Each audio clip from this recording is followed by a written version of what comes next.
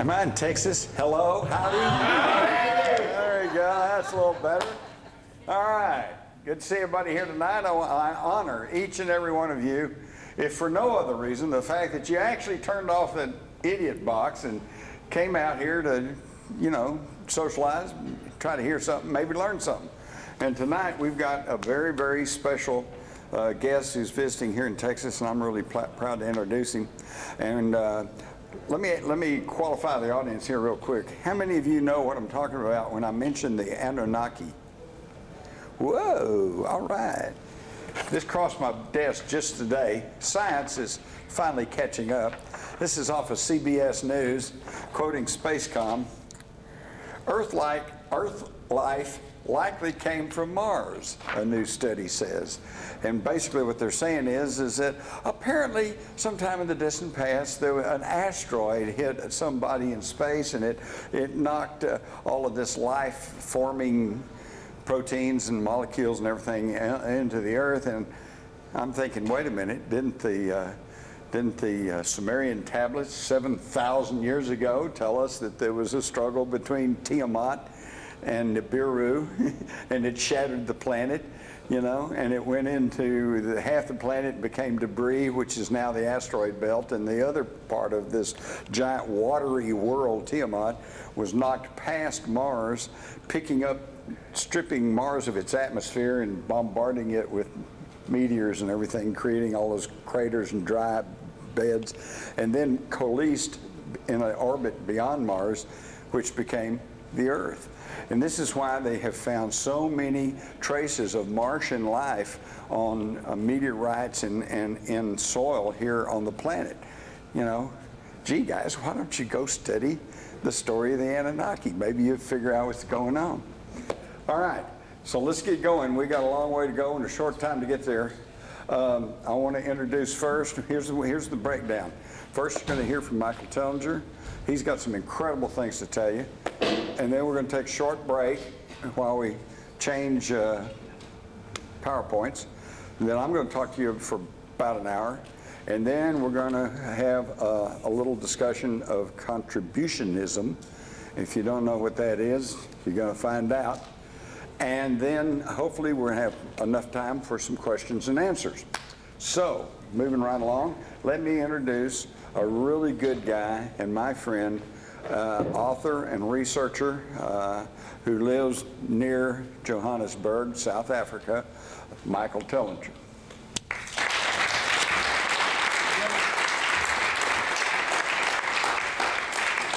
Thank you very much, ladies and gentlemen, and thank you very much to Jim Mars, the inimitable Jim Mars. And it's an absolute great honor and pleasure to be able to share a stage and share my information on the same stage as Jim. A veteran of this field of research, I'm yet a beginner, and hopefully we'll have a lot more. Okay, so I edited down because my presentation is normally 3 hours. I had a squeeze. So I edited this down, I crunched as much as I could. So I'm going to go through this at pace. Large chunks have been cut out. So if you feel that it should automatically go down a certain avenue and it doesn't, it's not because we don't have the information. It's because we have to move on to tell a long, beautiful tale in an edited kind of format. So this is what's going to happen today, because otherwise we're not going to get enough time to Jim to share his incredible work and research with you. So, this is where I like to kick off, to remind us where we live. This is our home, this beautiful planet that we have been deprived of. If that's not clear to you yet, hopefully by the end of today and tonight, you will realize that we have been deprived of the benefits of living on a planet of abundance. Because that's what this planet is. And it is up to us to do something about this. No one is going to do anything about it except us. So, what I'm going to try and do is connect the dots between our ancient past and where we are today, and see if there's any kind of sensible connection that explains why our lives and our planet is so messed up today. And when you realize how simple it is, how simple some of these dots can be connected, it is quite mind-blowing, because what's happening today is no different and nothing new to what's been going on for thousands and thousands of years.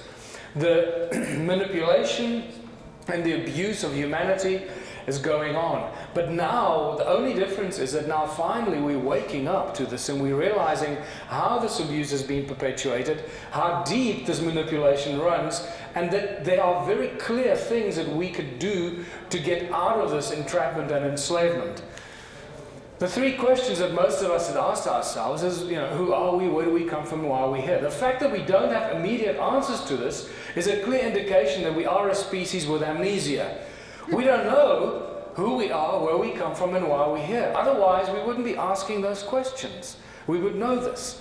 What's fantastic is that beautiful and gifts that are given to us by people that we don't know much about. This is Michal Ledwith. You might know him from What the Bleed Do We Know. He used to be the advisor to these two gentlemen that he's shaking hands with.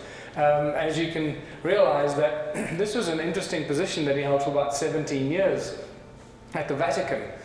And then he moved from there to the School of Ramtha. It's an interesting move, from Vatican to the School of Ramtha. And what Michal discovered while he was studying, that the opening phrase of the Bible, the Hebrew text, is not translated correctly, because the original Hebrew phrase does not contain the obligatory letter Aleph, or Alif, the first letter of the Hebrew alphabet. When he inserted that letter, it changed the meaning of the opening phrase of the Bible completely. It no longer says, in the beginning, God created the heavens and the earth. Now it says, the Father of the beginnings created the Elohim, the heavens and the earth. And that changes everything. This is the true opening Hebrew phrase of the Bible, and what we should from now on refer to as the opening statement. What it also does is instantly bring Judeo-Christianity in alignment with all ancient cultures, and teachings of all ancient cultures and ancient people and native populations of the world. And we find that there's some sort of a primordial source, or a father, or a sound that we read in other texts. What becomes evident as well, the moment you start looking for the origins of humankind, no matter how far you go, how far you scratch, sooner or later you'll come across sound and resonance that are the common denominators of religion and creation. It doesn't matter where you look, it always comes back to sound and resonance. And it is very quickly translated into sacred geometry and the 6 days of creation. And in Hinduism, we have the 6 aspects of Om. And in Egyptology, it's the 6 aspects of the all-seeing eye of Horus. And in this particular instance, it's very obvious that we're also dealing with sound harmonic principles and resonance. And the sound aspect of it gets very, very quickly highlighted to us, and it becomes the center of attraction. When we look at the work of John Stuart Reid and co. in this device they call the cymoscope, that you get these beautiful bubbles, 3-dimensional bubbles that they talk, when you talk into the microphone, it actually shows you how your sound, what the sound of your voice looks like as you speak, with infinite physical manifestations of your sound. What's spectacular about this is that when you get a cross-section of one of these bubbles, can you see the cross in a circle there? There's the cross, perfect cross inside the circle.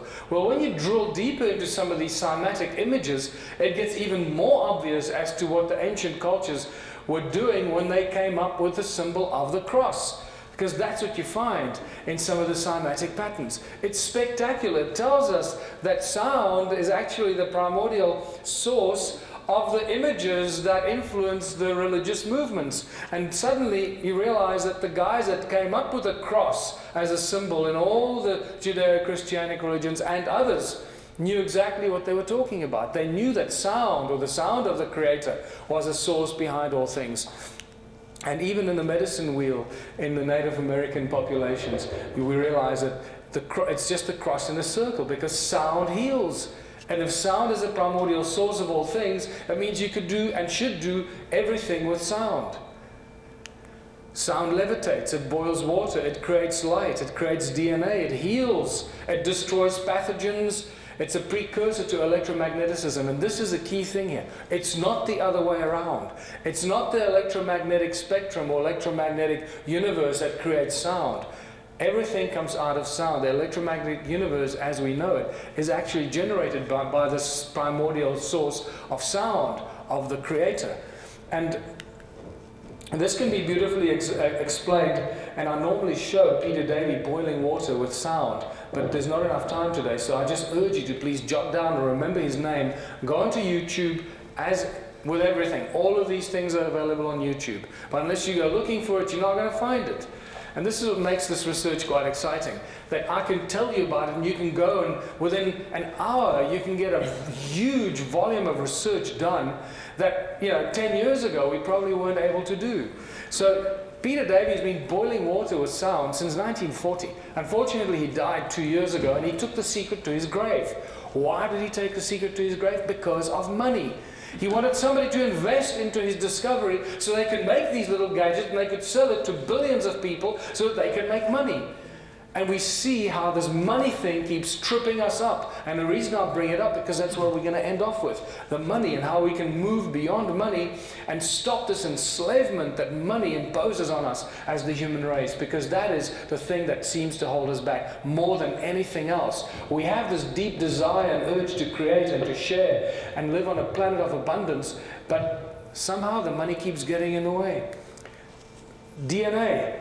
Sound spontaneously generates DNA. Luc Montagnier, one of the world's premier scientists that should have got a Nobel Prize for this, in 2011 spontaneously generated DNA by exposing DNA in a test tube next to a test tube with no DNA, submersing it into water at 7 hertz. Very shortly, DNA spontaneously appeared in the empty test tube. This should have been a Nobel Prize. Guess what happened? He had to leave Europe, and now he lives in China, afraid of the discoveries that he's made. This is what we do to people that make great discoveries. And you already obviously know what happens to people that find free energy. That's the big no-no, right? The moment you say free energy, you become a target. Well, guess what? There are now millions of people around the world that know that Southern Africa is one giant free energy zone, if you know what I mean. If you don't, you will by the end of this presentation. Acoustic levitation. Now, I'm not going to play you this. Well, actually, I'm going to show you a teeny weeny little bit of it. Oops. No, I can't show it to you because what I'll suggest to you, please write this down or memorize this. David Deek. This is one of the only true levitation videos that you will find on the internet. David Deek worked for the military. He was one of the top scientists in the US military and research in the black projects or whatever projects were. At Contact in the Desert, a lady came to me after my presentation and she was so excited. She said, "You're the first person that I've heard talk about David Deeks. I used to work with David in a laboratory. Do you know what happened to him?" David Deeks has disappeared. This is what happens to people when they make great discoveries. On this video clip, you will see polystyrene items levitate with sound frequencies, very irritating, loud noises. Okay, and where do they levitate? They levitate at the cross point of the two sources of the sound. And it shows you very quickly how sound can levitate. So we know that sound levitates, and once you've seen this, it'll forever be imprinted in your mind. So you actually believe that sound really does levitate things. The difference is that because we can hear these irritating frequencies levitate these light polystyrene items, we think that that's how it works. Well, remember, the higher the frequency, the higher the energy. So if you're levitating a 10-ton block, you'll be using higher frequencies with high energy at the place where they cross over. And to somebody that's observing this from a distance, it'll look like magic, because they won't hear the frequencies. They're outside of our audio spectrum, so it will